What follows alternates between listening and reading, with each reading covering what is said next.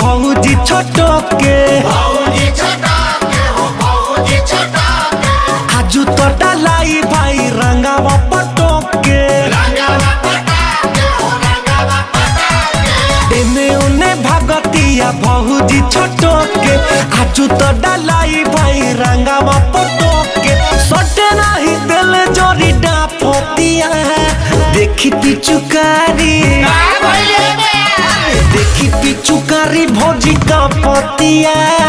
लहंगा उठा के आगी ना पतिया देखी पिचुकारी भौजी का पतिया लहंगा उठा के आगी ना पतिया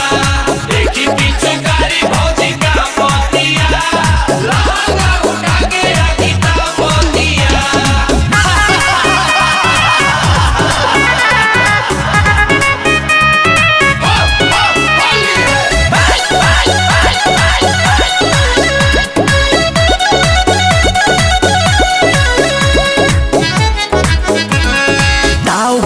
भाव खाले हर साल होली में हर साल होली में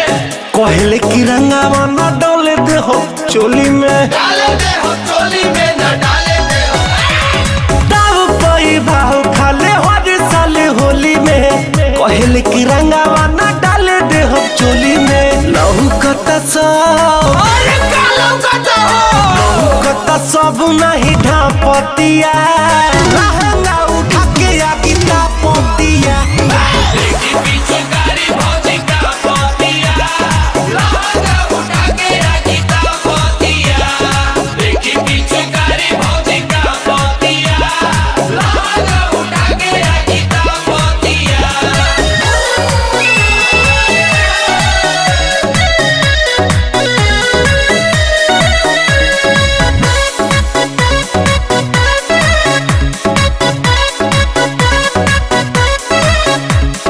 मुन्ना रितेश्वरी सुधौला जगोप से